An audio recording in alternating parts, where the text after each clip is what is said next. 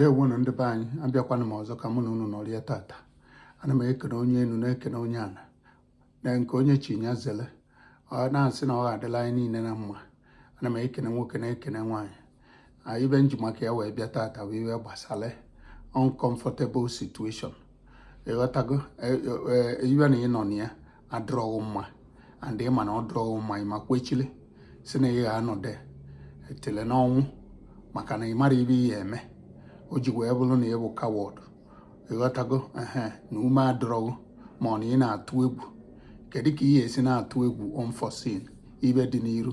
Onye ka m ji wee bịa ọbịa bụrụ m okwu ibe nkọwa ibe niile nnafa atụpị ọnụ bụ ndị nọ na whatever situation ị nọ na whatever place whatever ibe na ị nọ ma ọ na enyi na enyi relationship ma ọ na ị na-alụ ọlụ ma ọ na organization and ifilie na ị nọ na a tight corner, ifilie na ọwụsọ na-elu ụzọ, ifilie na onye gị na ya na-eme ka iwe na ọ chọrọ ịma, ifilie na ị na-ata abụbụ na ị nọzi ka slave ọ nara echele gị the condition efevọrọ ebe ị na-alụ ọlụ efevọrọ partner gị efevọrọ any place ị nọ na efevọrọ ọkweghọtago ịnọlụ ịma kwechile si na ị ga na-apachi na-eme ekpele na o nwere ike ịdụ mma echi. Well, ka m gwakwa gị o nwekwa ike ịdụ mma na ma abụrụ Chineke.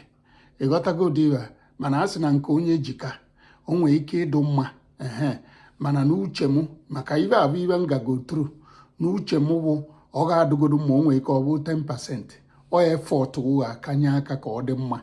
Enwere ike na Chineke azaraghị ekpere bụ na ọ chọọ ka isi ebe ahụ pụta.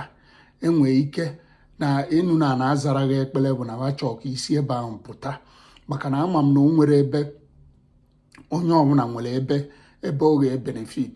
Ọ bụ niile anya bụ na ebe ahụ ị na-adụrụ mma imuvu ebe ọzọ bikos na nke ahụ ị nọ ebe ahụ ị na-emechikwa progress gị mana isi ebe ahụ wee pụta isi ebe ahụ wee pụta ịbụ ụzọ nwee ike imepele gị.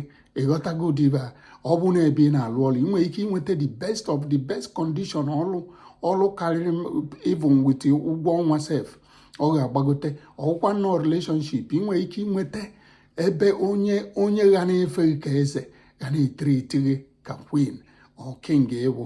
Ịghọtago a sị na ndị Igbo si na nwanza si n'elu daa o nwere etuli ya aba ajara ya ike ọjọọ onwe ya ike so ihe ajọ onwe gị ike ihe asị na this condition efe itere gị na ọ bụrụ ibe suppose na imere itirie before i wee si ebe ahụ wee pụọ imewene ka miracle bịa mee ka Chineke ma onye ọbụla ị na-akpọkụ bịa si ebe ahụ wee dupụta gị o jiri aka o dupụta gị wee mkpa na ihe hapụtagodo ịpụtazi anyị na-eti mkpu ọma na enu na ama na o nwerezi ibe ije ba wee nyere gị aka mara amala na ụwa na o nwere enwe ụwa except Chukwu okike abịa ma. Ịghọtago so ikwene ka ị nọ na condition ga-adị bad for you.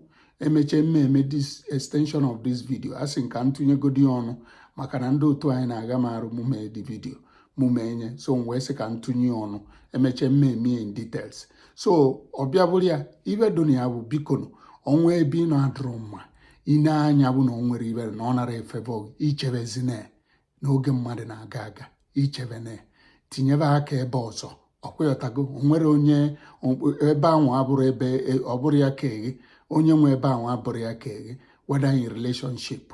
Ịghọtago onye ọbụla na chie ọnya ka m ji wee sị ka m bịa ka m tinye ọnụ biko ọka akwụkwọ nwanne unu nwoke Kenechi Ukwu enweta ozi ya tụsa anya.